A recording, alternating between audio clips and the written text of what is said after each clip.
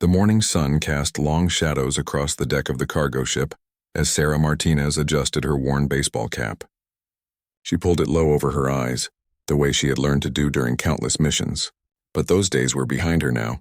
At least that's what she kept telling herself. Sarah looked like any other crew member on the merchant vessel. Her clothes were simple: faded jeans, a plain t-shirt, and steel-toed boots. Nothing about her appearance suggested she had once been one of the most feared operatives in the Navy SEALs.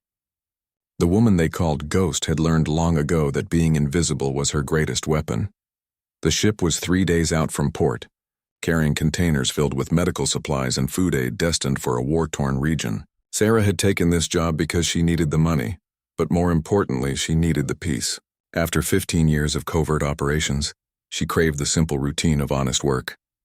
No more midnight raids, no more life or death decisions, no more watching friends die in her arms. She worked quietly, checking cargo manifests and ensuring everything was properly secured. The other crew members barely noticed her. She preferred it that way.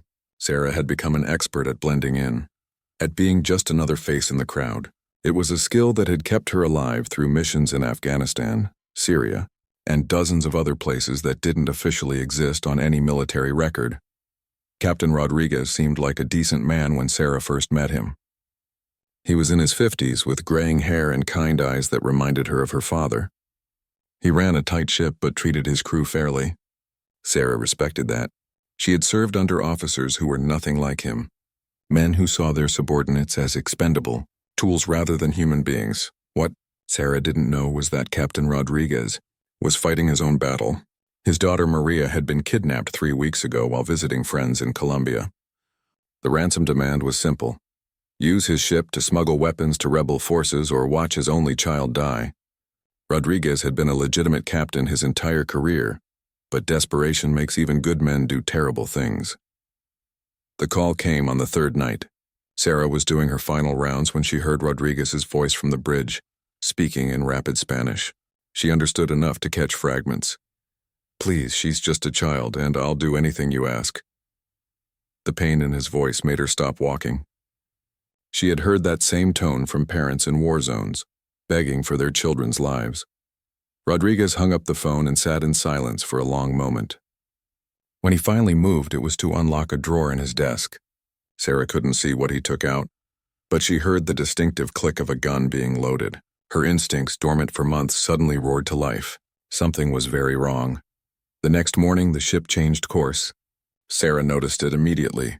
The sun was in the wrong position relative to their heading. When she checked the navigation charts, she saw they were heading toward an unscheduled stop at a small island that didn't appear on any official shipping routes. Her stomach tightened with a familiar feeling she hadn't experienced since leaving the military. Rodriguez called a crew meeting that afternoon. He stood before them, his face pale and his hand shaking slightly. "There's been a change of plans," he announced. "We have to make an additional stop before our final destination. It's official business." Sarah studied his body language, reading the signs she had been trained to recognize. The captain was lying, and he was terrified. His eyes kept darting to the radio as if expecting another call. When the meeting ended, she made her decision. That night, she would find out what was really happening. Breaking into the captain's quarters was almost insultingly easy after years of infiltrating enemy compounds. Sarah moved through the ship like her old nickname suggested, a ghost. She found Rodriguez's logbook and discovered the truth. The ship was carrying more than medical supplies.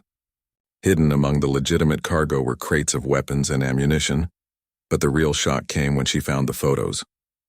Pictures of a young woman, clearly Rodriguez's daughter based on their resemblance, bound and blindfolded.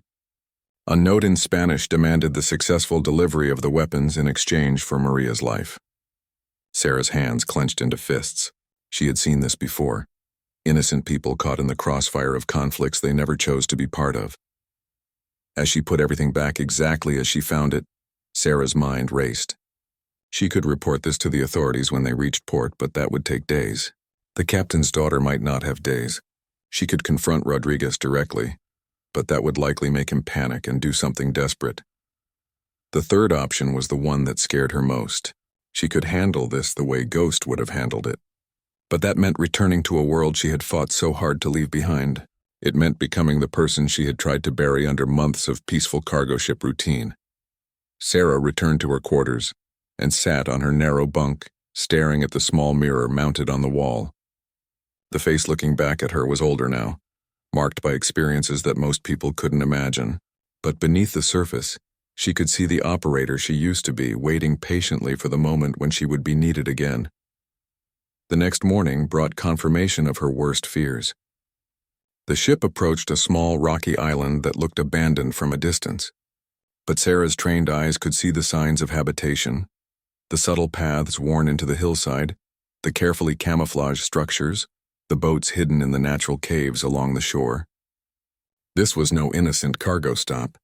This was a handoff to people who dealt in violence and fear. Rodriguez's behavior became increasingly erratic as they drew closer to the island. He snapped at crew members for minor mistakes and spent long periods staring at the horizon with haunted eyes. Sarah realized that whatever was about to happen, the captain was in way over his head. He was a merchant sailor, not a criminal. He was just a father trying to save his child. As the anchor dropped and small boats began approaching from the island, Sarah made her choice.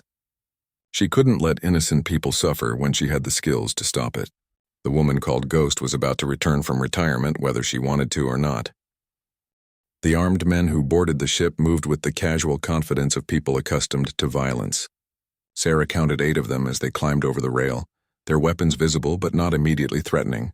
They wore civilian clothes, but their movements and positioning revealed military training. These weren't ordinary criminals, they were professionals. Their leader was a tall man with a scar running from his left ear to his jaw. He spoke briefly with Rodriguez in Spanish before gesturing for his men to begin inspecting the cargo.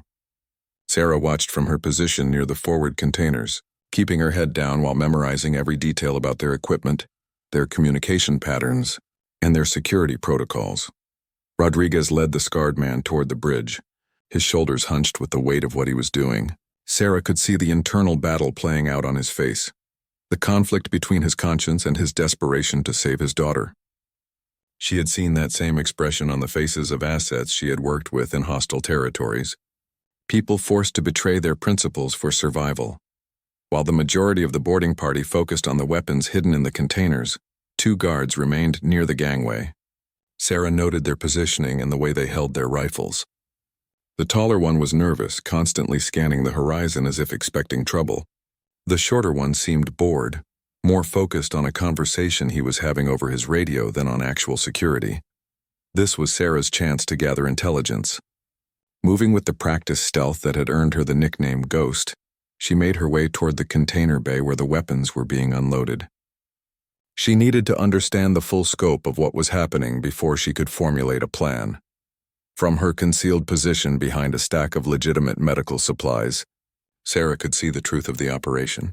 Crate after crate of assault rifles, ammunition, and what appeared to be explosives were being transferred to the boats from the island. This wasn't just a simple smuggling operation. This was enough firepower to equip a small army. The scarred leader returned from the bridge with Rodriguez in tow. The captain looked sick, his face pale and his hands trembling as he signed papers that would make him complicit in whatever violence these weapons would enable. Sarah felt a familiar cold anger building in her chest. She had spent her career fighting people exactly like these men, people who preyed on the desperate and innocent. "The manifest shows everything is here," the scarred man said in accented English, clearly for Rodriguez's benefit. "Your daughter will be released once we confirm the quality of the merchandise. But Captain, if anything is wrong, if even a single weapon is defective..." He didn't finish the threat, but his meaning was clear.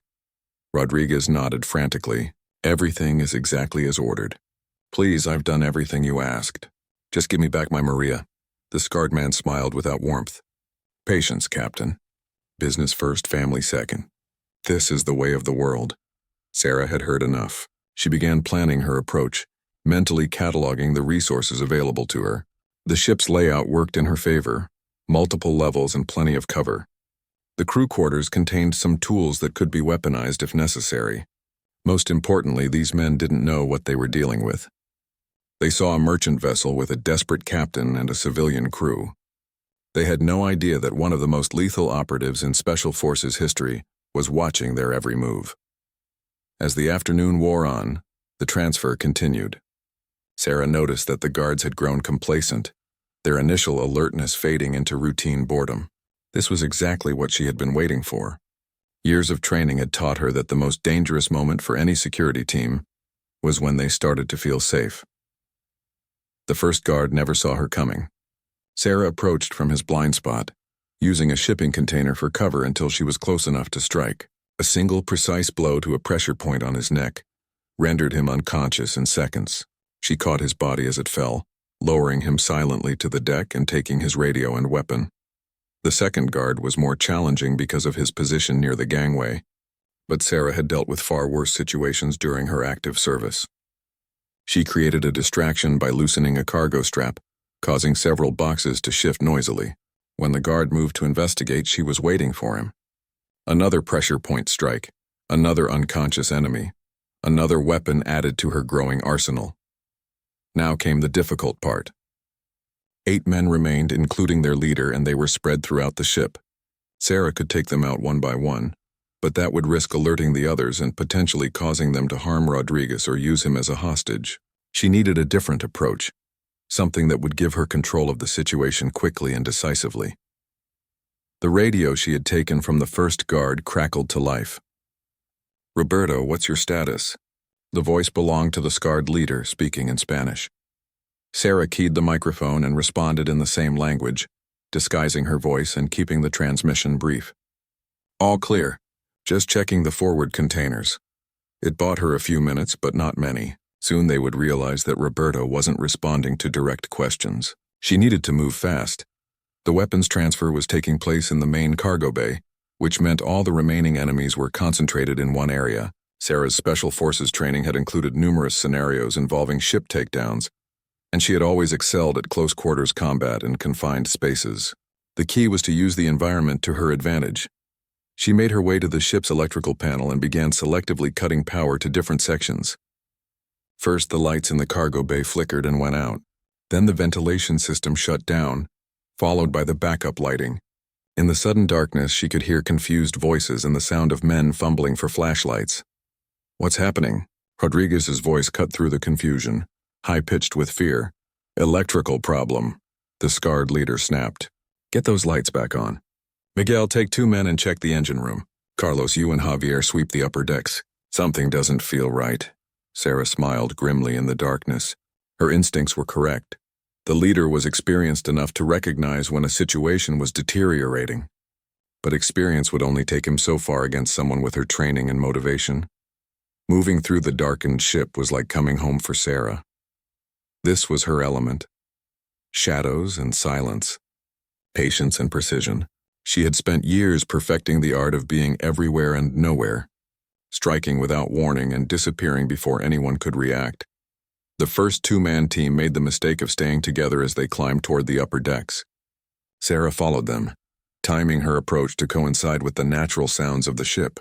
When they reached the crew quarters, she struck. The first man went down from a sleeper hold before he could cry out. The second managed to turn around, but Sarah's combat knife found its mark before he could raise his weapon. Now 6 remained, including the leader. Sarah could hear them calling out to each other, their voices betraying growing anxiety. They knew something was wrong, but they couldn't understand what they were facing. In their world, threats came with guns blazing and demands for surrender. They weren't prepared for an enemy who moved like smoke and struck like lightning. The radio chatter was becoming more frantic. Sarah listened as the remaining men tried to re-establish contact with their missing teammates. Fear was beginning to replace confidence in their voices, and fear made people unpredictable. She would have to be even more careful now. The emergency lighting cast eerie red shadows throughout the ship as Sarah moved through the narrow corridors. She could hear boots pounding on metal decking above her as the remaining men searched frantically for their missing teammates. Their discipline was breaking down exactly as she had planned. "Check in, all teams." The scarred leader's voice crackled over the radio. The responses that came back told Sarah exactly where each man was positioned. 3 were still in the cargo bay with their leader and Rodriguez. 2 were searching the engine room. 1 was making his way toward the bridge alone. The lone man heading for the bridge was Sarah's next target. She intercepted him in the narrow passageway leading to the ship's control center, timing her approach to coincide with the groaning of the ship's hull as it rode the swells. He was young, maybe early 20s, and his hands shook as he gripped his assault rifle. Sarah felt a momentary pang of something that might have been sympathy. This kid reminded her of some of the young soldiers she had served with early in her career, scared but trying to look tough, following orders without fully understanding the consequences. But sympathy was a luxury she couldn't afford right now. Too many innocent lives were at stake. She came at him from above, dropping silently from an overhead pipe junction. Her boots connected with his shoulders, driving him to the deck before he could cry out. The rifle clattered away into the darkness as Sarah applied another sleeper hold. Within seconds, he was unconscious. 5 men left, and they were getting desperate. Sarah could hear it in their voices as they called out to each other with increasing urgency. This guard leader was barking orders, trying to maintain control of a situation that was rapidly spiraling beyond his comprehension. "Something's wrong," one of his men reported from the engine room. "Miguel and Carlos aren't responding.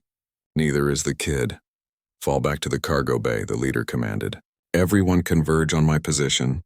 We finish the transfer and get off this ship now." Sarah frowned. If they completed the weapons transfer and left with Rodriguez as a hostage, she would lose her chance to save his daughter. More importantly, those weapons would end up in the hands of people who would use them to cause immense suffering. She couldn't let that happen. Moving quickly but quietly, she made her way toward the cargo bay. The remaining 5 men had positioned themselves defensively around the containers, using the crates as cover, while keeping Rodriguez in the center of their formation.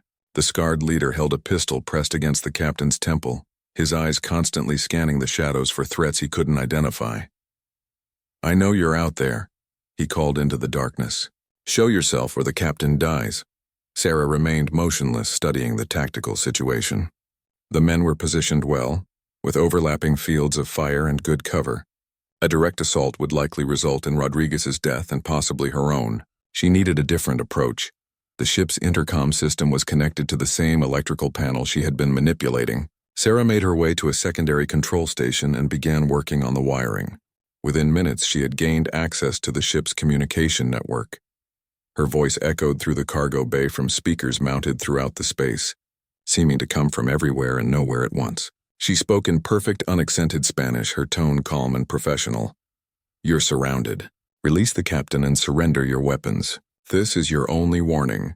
The effect was immediate and exactly what she had hoped for. The 5 men spun in different directions, trying to locate the source of the voice. Their formation broke apart as each man tried to cover a different sector. "Who are you?" the scarred leader shouted, pressing his gun harder against Rodriguez's head. "What do you want?" Sarah switched to English, knowing that some of his men would understand. "I want you to leave this ship and never come back. I want you to release Captain Rodriguez's daughter unharmed. And I want those weapons to stay exactly where they are." The leader laughed, but there was no humor in the sound. "You think you can take all of us? You're 1 person against 5 armed men. Come out and face us like a warrior, not a coward hiding in the shadows." "You have no idea what you're dealing with," Sarah replied through the intercom. Her voice carried a cold certainty that made even hardened criminals nervous. "I've given you a chance to walk away. Don't make me take it back." One of the younger members of the group was clearly rattled. He kept looking around wildly, his rifle sweeping back and forth as he tried to target an enemy he couldn't see. "Hefe, maybe we should just go. This place feels cursed. First the lights, now this voice from nowhere. It's not natural." "Shut up, Miguel," the leader snapped. "There's no such thing as ghosts. It's just someone playing games with the ship's systems." Sarah smiled grimly at his choice of words. If only he knew how right he was about ghosts. She began moving again, using the maze of containers and equipment to get closer to her targets. The red emergency lighting worked in her favor, creating deep shadows and distorting depth perception. She had trained in similar conditions countless times, learning to use limited visibility as a weapon. The first man she reached was positioned near the port side of the cargo bay, crouched behind a stack of medical supply crates. He was focused on watching the main entrance, leaving his flanks exposed. Sarah approached from his left side, moving inch by inch until she was close enough to strike. The combat knife slid between his ribs with surgical precision, finding the gap in his body armor that training had taught her to exploit. He made a small gasping sound and then went limp. Sarah lowered his body carefully to the deck, ensuring his weapon didn't clatter against the metal flooring. 4 left, including the leader who still held Rodriguez hostage. Sarah could see the captain's face in the dim light, and what she saw there surprised her. Instead of the terror she expected, Rodriguez's eyes showed a growing spark of hope. Somehow he had realized that whoever was stalking his captors was on his side. The leader was becoming increasingly agitated as his men failed to check in. "Roberto, report your status." "Miguel, what's your position?" When no responses came, he began to understand the true scope of his problem. "We're leaving. Now. Load what we can into the boats and let's get off this ship." But as his remaining men began moving toward the transferred weapons, Sarah struck again. This time she used one of the assault rifles she had taken from the unconscious guards, firing a single shot that took out the cargo bay's main loading light. The sudden gunshot echoed through the space like thunder, causing everyone to dive for cover. In the confusion that followed, Sarah moved like her namesake. She flowed through the shadows using the sound of her enemy's panicked breathing to locate them. Another man went down to her knife, this one never even knowing what hit him. 3 men remained, the leader and 2 others. Sarah could hear them whispering frantically to each other, trying to coordinate their movements, but they were operating in her environment now, playing by rules they didn't understand. "Enough games," the scarred leader shouted, his voice echoing off the metal walls. "I don't know who you are, but if you don't show yourself right now, I'm going to put a bullet in the captain's brain. Then I'm going to hunt down his daughter and make her pay for whatever you've done to my men." The threat against Rodriguez's daughter made Sarah's blood run cold. She had seen what men like this did to innocent people, had witnessed the aftermath of their cruelty in war zones around the world. The time for subtle tactics was over. She emerged from the shadows like her codename suggested, appearing suddenly in the leader's peripheral vision. He spun toward her, trying to bring his weapon to bear, but Sarah was already moving. Years of combat experience had taught her to read body language, to anticipate an opponent's actions before they were fully committed to them. The leader's pistol was halfway toward her when Sarah's throwing knife found its mark in his wrist. He screamed and dropped the weapon, stumbling backward and releasing his grip on Rodriguez. The captain immediately dove for cover behind a nearby container, leaving the leader exposed and bleeding. The 2 remaining men opened fire, but they were shooting at shadows. Sarah had already moved, rolling behind a stack of crates as bullets whined overhead. She could hear their rapid breathing, could sense their growing panic as they realized they were facing something beyond their experience. The scarred leader clutched his wounded wrist, blood seeping between his fingers as he stared into the red-lit shadows where Sarah had vanished. His 2 remaining men positioned themselves back to back, rifles raised, but their movements betrayed their fear. They were sweeping their weapons erratically, shooting at sounds that might have been footsteps or might have been the normal creaking of the ship. "Stay calm," the leader hissed through gritted teeth, trying to maintain control despite his injury. "She's just one woman. We can take her." But even as he spoke the words, doubt crept into his voice. In 15 years of running weapons and terrorizing civilians, he had never encountered anything like this. His men were some of the most ruthless fighters in the region, veterans of civil wars and criminal conflicts. Yet they were being picked off one by an enemy they couldn't even see clearly. Sarah observed them from her, positioned behind a container marked with red crosses, medical supplies, that were supposed to help people, not fund violence. The irony wasn't lost on her. She had spent her career protecting shipments like this, ensuring that humanitarian aid reached those who needed it most. The leader was wounded, but still dangerous. His 2 remaining men were positioned defensively, but their fear was making them sloppy. Sarah could use that. Fear made people reactive instead of proactive, caused them to make mistakes that a trained operator could exploit. She picked up a small piece of metal debris and threw it to her left, where it clattered against a container wall. Immediately, both gunmen spun toward the sound and opened fire, their muzzle flashes lighting up the cargo bay like strobes. In the brief illumination, Sarah saw their exact positions and began moving. While they were focused on the false target, she circled around behind them. Her approach was completely silent, years of training allowing her to move across the metal deck without making a sound. The first gunman never knew she was there until her arm locked around his throat in a sleeper hold. His partner heard the brief struggle and turned, but Sarah was already using the unconscious man's body as a shield. The remaining gunman hesitated, unwilling to shoot through his own teammate. That moment of hesitation was all Sarah needed. She released the unconscious man, letting him fall to the deck as she dove forward in a combat roll. Her stolen assault rifle came up smoothly, and she put 2 round center mass into the last gunman's body armor. The impact knocked him backward into a stack of crates, and his weapon skittered away across the deck. Now only the leader remained, wounded and weaponless, backing away from Sarah as she rose from her combat stance. In the red emergency lighting, she looked like something from his worst nightmares, a figure of judgment emerging from shadows to collect debts written in blood. "Who are you?" he whispered, pressing his back against a container wall. "What are you?" Sarah stepped into the light, letting him see her face for the first time. She was younger than he had expected, probably in her early 30s, with short dark hair and eyes that had seen too much violence. But there was something else in those eyes, something that made his blood run cold.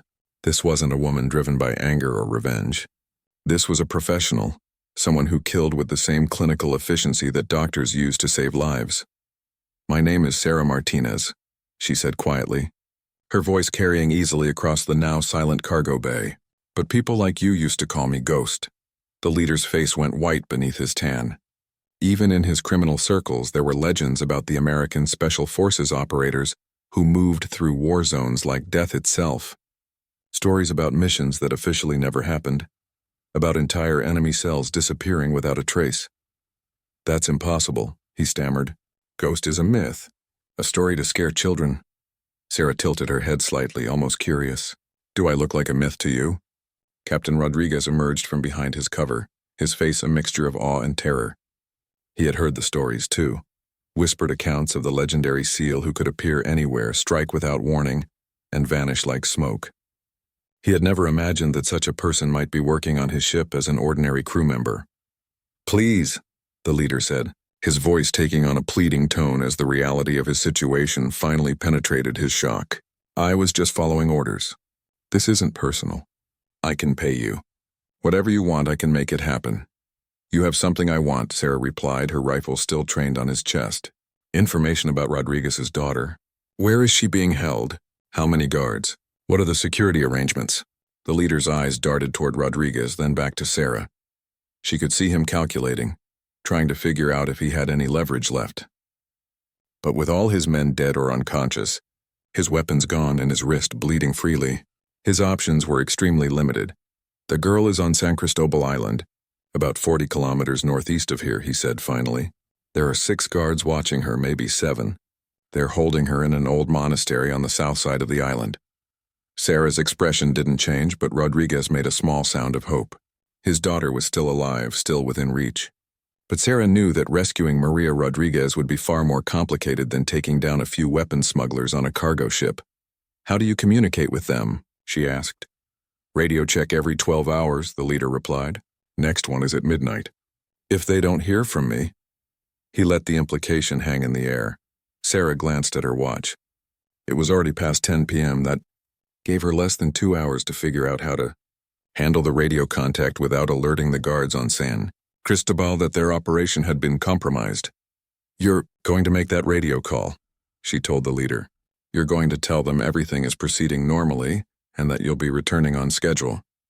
If you try to warn them or deviate from the script I give you, I will hunt down every member of your organization and deal with them the same way I dealt with your men tonight." The leader nodded frantically. He had seen enough of Sarah's capabilities to know that her threat wasn't empty bravado. This woman had single-handedly dismantled his entire team in less than 2 hours. If she decided to wage a personal war against his organization, there would be nowhere on earth he could hide. Rodriguez approached cautiously, his eyes never leaving Sarah's face. "Thank you," he said simply.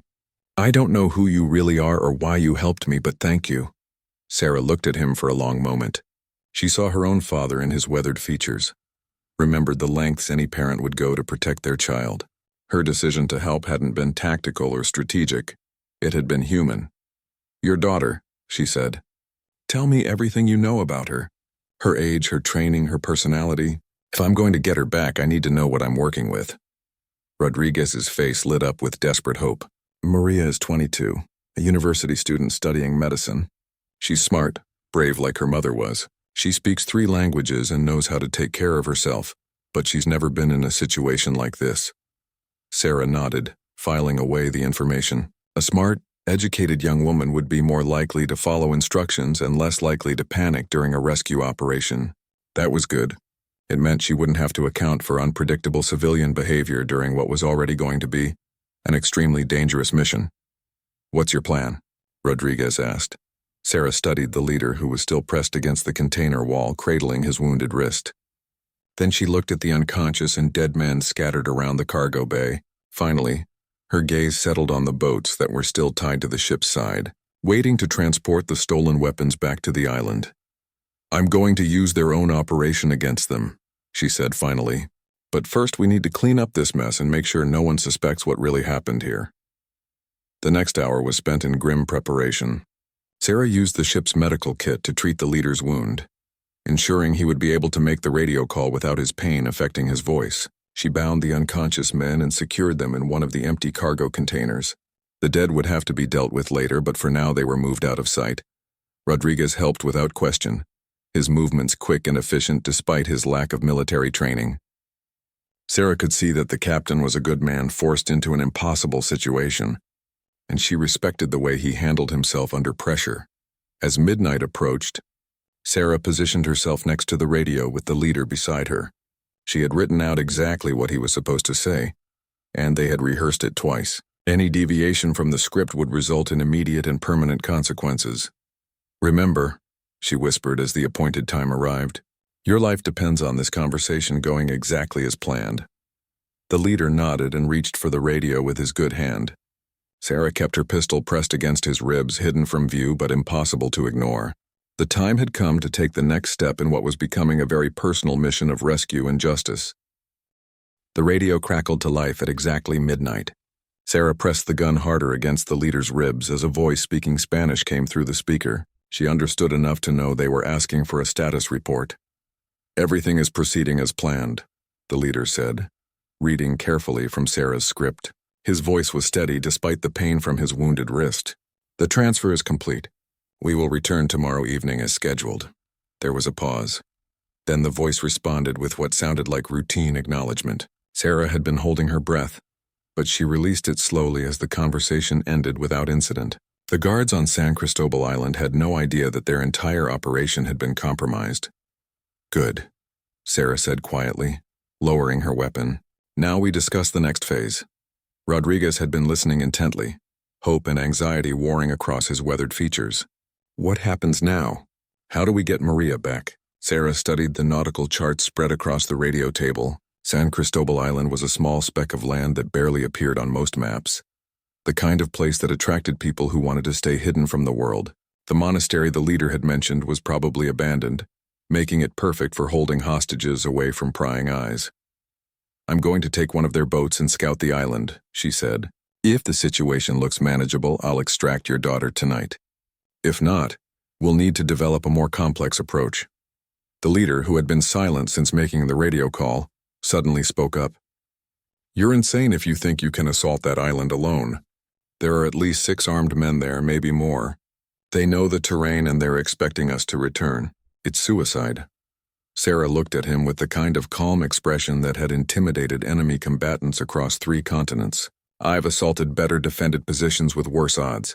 The difference is that this time it's personal." She turned back to Rodriguez. "I need you to stay here and maintain the ship. If something goes wrong, if I don't return by dawn, you need to contact the Coast Guard and tell them everything. Make sure they know about the weapons and about your daughter." "I'm coming with you," Rodriguez said immediately. "She's my daughter. I can't just sit here and wait." "No." Sarah's voice cut through his protest like a blade. "You're a merchant captain, not a special forces operator. You'd be a liability in a combat situation, and I can't risk Maria's life by trying to protect both of you." Rodriguez's face flushed with anger and frustration, but Sarah could see that he understood the logic of her position. This wasn't about courage or determination. It was about having the right skills for an extremely dangerous job. Sarah spent the next hour preparing for the mission. She stripped the weapons and ammunition from the unconscious guards, selecting the equipment that would be most useful for a solo infiltration. A suppressed pistol, extra magazines, tactical knife, and night vision goggles that one of the men had been carrying. The boat she chose was a fast, rigid inflatable that could get her to the island quickly and quietly. She tested the engine and checked the fuel levels, ensuring that she would have enough power for both the journey to San Cristobal and a rapid extraction if things went wrong. As she prepared to leave, the leader made one final attempt to dissuade her. "You don't understand what you're getting into. These aren't just common criminals. They're connected to people who won't forget what you've done here tonight. Even if you save the girl, they'll come for you. They'll come for both of you." Sarah paused in her equipment check and looked at him. "Let them come. I've been hunted by better people than your friends. The difference is that I'm still here, and most of them aren't."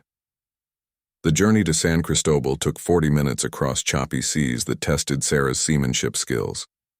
The inflatable boat cut through the waves with surprising stability, and she was able to maintain a good speed without creating too much noise. As the island grew larger on the horizon, she began switching into the mental state that had made her so effective during her active duty years. Sarah became Ghost again, leaving Sarah Martinez, the cargo ship worker, behind like a discarded disguise. Her breathing slowed, her senses sharpened, and her mind began processing tactical information with the cold efficiency of a computer. Every shadow on the approaching coastline became a potential threat or opportunity. The island was roughly 2 kilometers long and half a kilometer wide, covered with scrub vegetation and rocky outcroppings that would provide excellent cover for an approach. The monastery the leader had mentioned was visible on a hillside overlooking the southern shore, its ancient stone walls dark against the star-filled sky.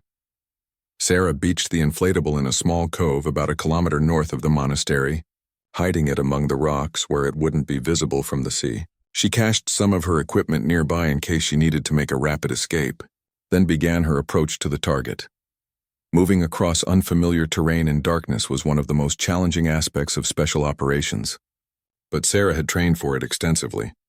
She used natural features for concealment, tested each footstep before committing her weight, and paused frequently to listen for signs of human activity. The monastery was older than she had expected, probably dating back several centuries. It was built into the hillside with thick stone walls that would be difficult to breach but also difficult to defend if an attacker could get inside. Sarah counted 4 separate buildings connected by covered walkways, creating a complex that could easily hide 6 or 7 guards along with their prisoner. She spent 30 minutes observing the site from a concealed position among the rocks. 2 guards were visible, walking regular patrols around the perimeter. Their movements were professional but predictable, the kind of security that would stop casual intruders but wouldn't present much challenge to someone with her training. Sarah identified 3 possible entry points: a main gate that was clearly watched, a window on the second floor of what appeared to be the main building, and a drainage tunnel that ran under the eastern wall. The tunnel was her best option, difficult to observe from inside the compound and large enough for a person to crawl through. Getting to the tunnel required crossing 30 meters of open ground, but the guard patrols had a predictable pattern that left a 2-minute window every 15 minutes. Sarah timed her approach carefully, flowing across the exposed area like liquid shadow when the guards were at the farthest points of their routes. The drainage tunnel was cramped and filled with debris, but it led exactly where Sarah needed to go. She emerged inside the monastery compound behind a pile of construction materials that provided perfect concealment. From this position, she could see most of the complex and begin planning her assault. The main building showed lights in 2 windows on the second floor. Sarah reasoned that Maria Rodriguez was probably being held in one of those rooms, with at least 1 guard watching her. The other guards would be distributed throughout the compound, some sleeping, others on duty. Sarah's plan was simple: neutralize the guards silently, locate Maria, and extract her to the boat before anyone realized what was happening. It was the kind of operation she had performed dozens of times during her active service, but she had never attempted one completely alone. Moving through the monastery was like stepping back in time. The stone corridors were lined with faded religious artwork, and the air carried the scent of centuries of prayer and contemplation.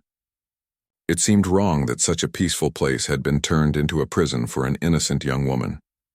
Sarah found the first guard in what had once been the chapel, sleeping in a chair with his rifle across his lap. She approached from behind, moving with the absolute silence that had earned her the Ghost nickname.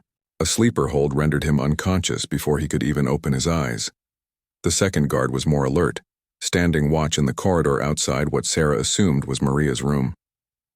This one required more careful planning. Sarah created a distraction by knocking over a piece of pottery in an adjacent room, then struck when the guard went to investigate.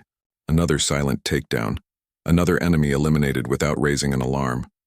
Standing outside what she hoped was Maria's door, Sarah could hear the soft sound of someone crying.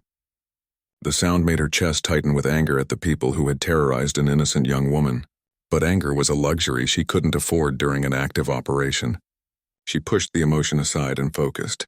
On the task at hand, Sarah tried the door handle and found it unlocked. The guards had been confident that their prisoner couldn't escape from a second-floor room on an isolated island. That confidence was about to cost them everything. The young woman sitting on the narrow bed looked exactly like the photographs Sarah had seen in Rodriguez's quarters. Maria had her father's kind eyes and her mother's delicate features, but both were marked by days of fear and uncertainty. When the door opened, she looked up with the desperate hope of someone who had been praying for rescue.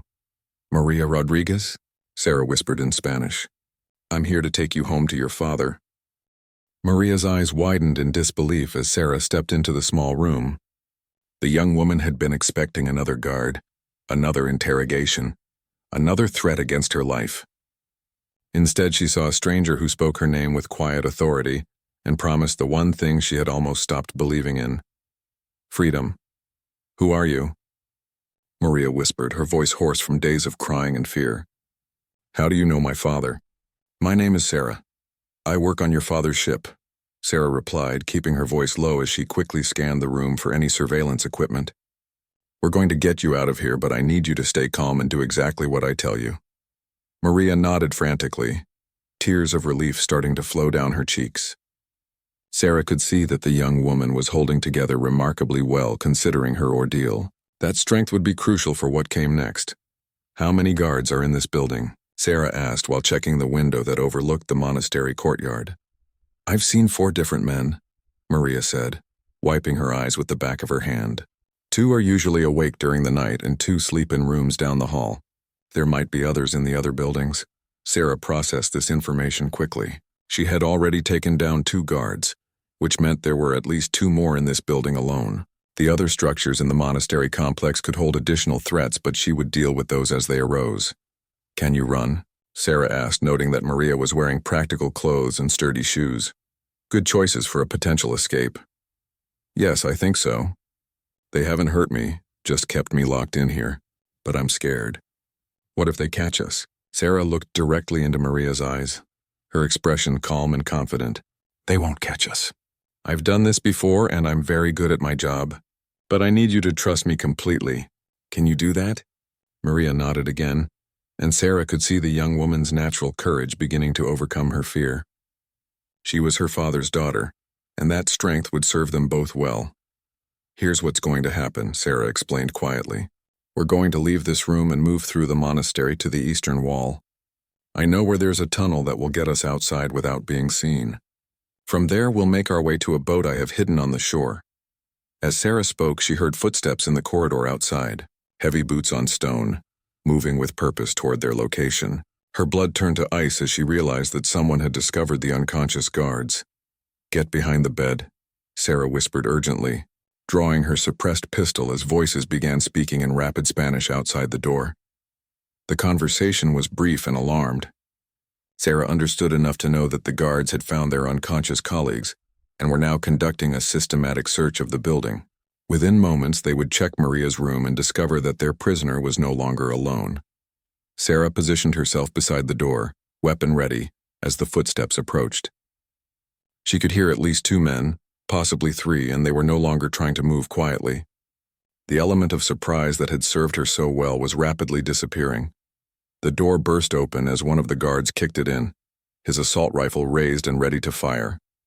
But Sarah was already moving, striking from his blind spot with the speed and precision that had made her legendary among Special Forces operators. Her knife found the gap between his body armor plates before he could cry out. The second guard was right behind his partner, and he managed to get his weapon partially raised before Sarah's silenced pistol put 2 round center mass into his chest. The shots were barely audible outside the room, but the sound of bodies hitting the floor would certainly carry to anyone else in the building. "Stay down," Sarah hissed to Maria, who was pressed against the floor behind the bed with her hands over her head. Sarah listened intently for sounds of additional guards responding to the commotion. After a few tense seconds, she heard what she had been dreading. More footsteps, more voices, and the distinctive sound of weapons being readied for combat. "Change of plans," Sarah said grimly. "We can't use the tunnel now. They'll have people watching all the exits within minutes." She moved to the window and looked out at the courtyard below. It was a 2-story drop to the stone pavement, survivable but not pleasant. More importantly, she could see guards emerging from the other buildings, flashlights cutting through the darkness as they began surrounding the main structure. "How many people are down there?" Maria asked, her voice remarkably steady despite the circumstances. "Too many for a subtle approach," Sarah replied, checking her ammunition. She had enough for a fight, but not for a prolonged engagement against multiple opponents. "We're going to have to shoot our way out." Sarah helped Maria to her feet and looked her straight in the eyes. "I'm going to ask you to do something very difficult. When I tell you to run, you run toward that window and don't look back. Don't stop for anything, don't try to help me, just get to that window and get out of this building." "What about you?" Maria asked, fear creeping back into her voice. "I'll be right behind you," Sarah lied smoothly. In reality, she would probably have to stay behind and hold off the guards while Maria escaped. It wasn't the outcome she had planned, but protecting innocent people had always been more important to her than her own survival. The sound of boots on the stairs told Sarah that their time was up. She moved to the doorway and took a defensive position, waiting for the first guard to appear. When he did, her suppressed pistol spoke twice and he tumbled backward into his companions. "Go!" Sarah shouted to Maria. "Now!" But as Maria started toward the window, something unexpected happened. Instead of more guards rushing up the stairs, Sarah heard voices shouting in confusion and the sound of gunfire coming from the courtyard below. Someone else was attacking the monastery, and the guards were caught between 2 threats. Sarah grabbed Maria's arm and pulled her back from the window. "Wait, something's changed." Looking down into the courtyard, Sarah could see muzzle flashes and figures moving in the darkness. But these weren't more guards. They were attacking the monastery from outside. The tactical situation had suddenly become much more complex. "Papa," Maria whispered hopefully, as if she could somehow sense her father's presence. Sarah's mind raced through the possibilities. Rodriguez had insisted on staying with the ship, but he might have decided to follow her despite her orders. Or this could be law enforcement responding to some kind of tip. Either way, the distraction was exactly what she needed. "New plan," Sarah said, moving back to the door. "We're going down the stairs and out the front entrance while everyone is focused on the attack outside."